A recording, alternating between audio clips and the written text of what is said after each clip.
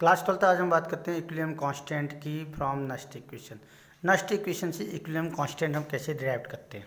तो देखिए आपका इक्विलिब्रियम कांस्टेंट आपका क्या होता है। देखो आपको कोई शेल होती है तो शेल का ईएमएफ हम कैसे निकालते हैं या ई शेल हम कैसे फाइंड आउट करते हैं। आपका जो ई शेल होता है, ई शेल इक्वल टू आप कहते हैं E naught cell minus 0.0591 upon n log anode के आयन का कंसंट्रेशन अपॉन कैथोड के आयन का कंसंट्रेशन। ये कहते हैं आप कोई ई शेल निकाल रहे हैं या ई नॉट शेल निकाल रहे हैं। तो ई शेल इक्वल टू आपका होता है E naught cell minus 0.059 log anode का कंसंट्रेशन अपॉन कैथोड का कंसंट्रेशन आपका at 25 degree Celsius 25 degree Celsius पे। क्लियर। अब देखिए at the case of equilibrium, at the case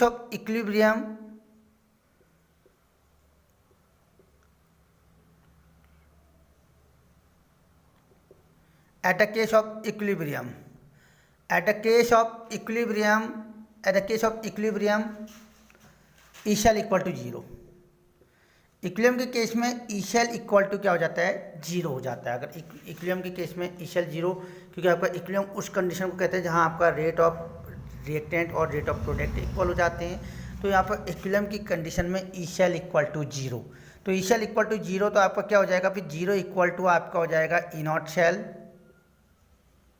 minus 0.0591 upon n log anode का आयन, एनोड के ion का concentration upon cathode के आयन का कंसंट्रेशन।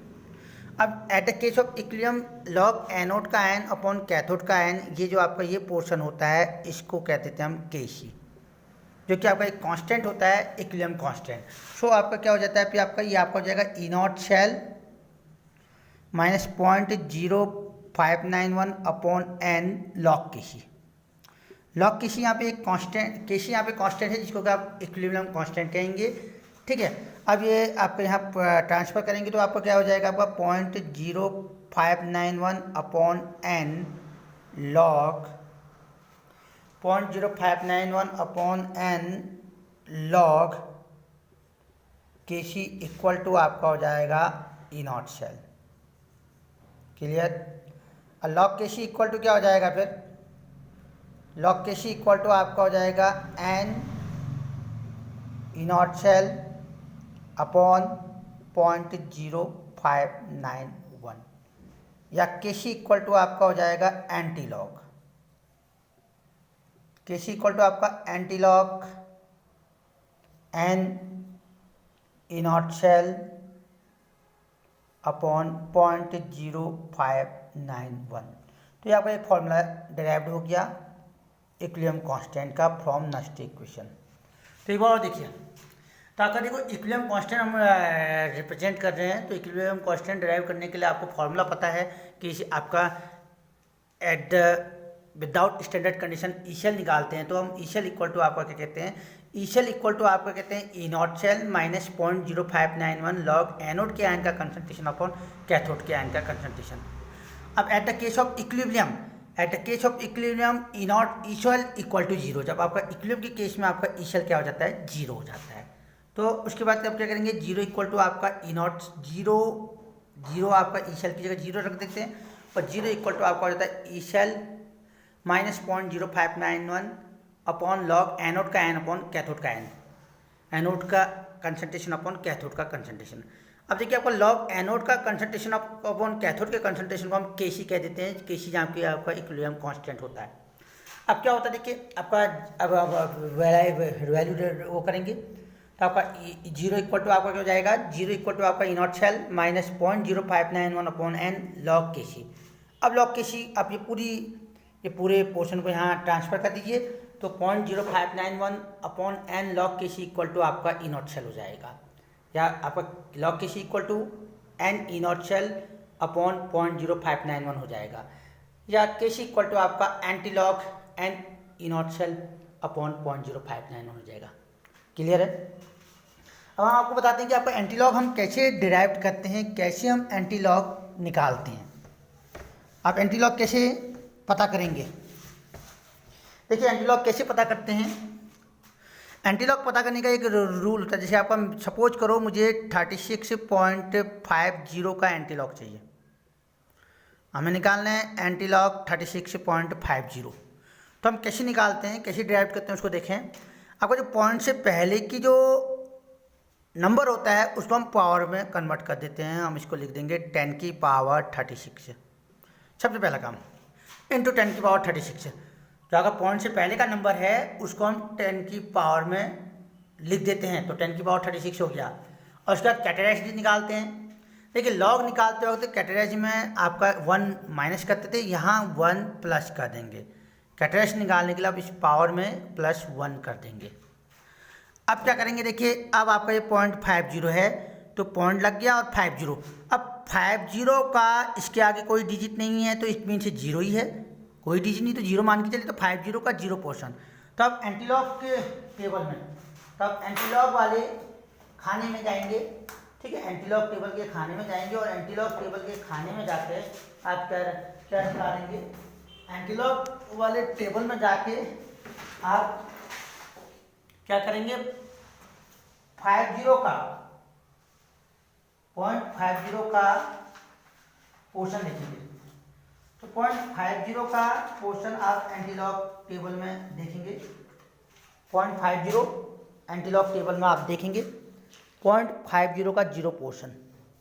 तो 0.50 का 0 पोर्शन में आपको ये टेबल दिखा रहा हूँ, देखिए ये आपका ये एंटीलॉग है। तो ये आपका एंटीलॉग, ये सबके ऊपर एंटीलॉग दे रखा है आपको। तो 0.50 का 0 पोर्शन देखिए आपको नजर आ रहा है 3162।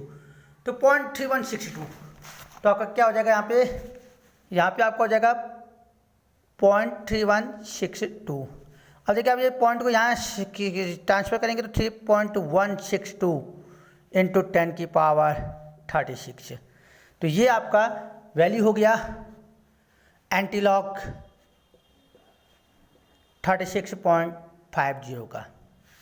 एक एग्जाम्पल और देखें, एक एग्जाम्पल और देखें और समझने का प्रयास कीजिए।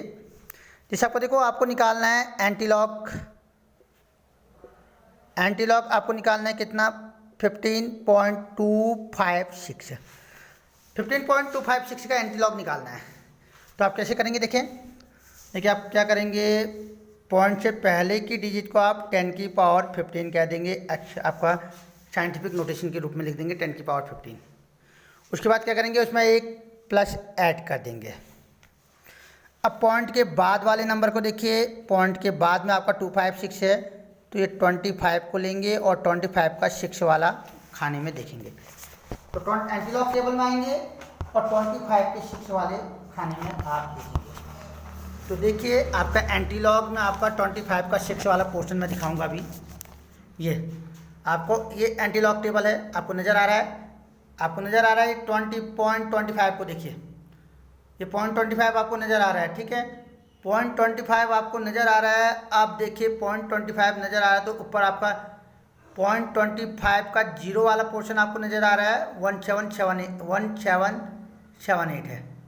हमें कहाँ जाना है, 0.25 के छठे वाले खाने में। तो ये छठे वाले खाने में जाना है 0.25 के।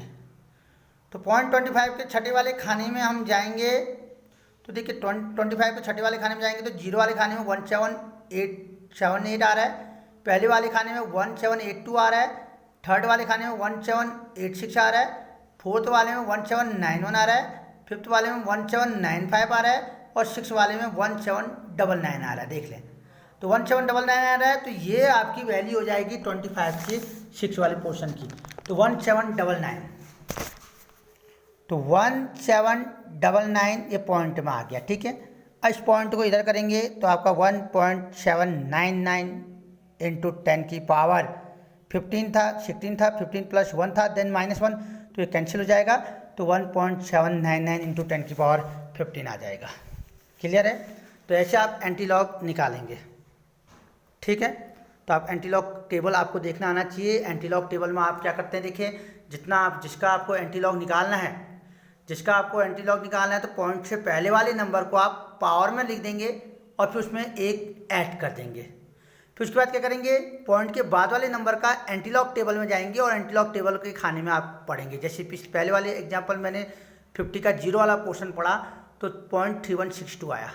अब देखिए 0.3162 इंटू 10 की पावर 36 हुआ, ये +1 पहले से ही था, तो अब 3.162 कहेंगे तो 10 की पावर फिर से 36 आ जाएगा, पॉइंट आपका जो +1 था वो आपका कैंसिल हो जाएगा।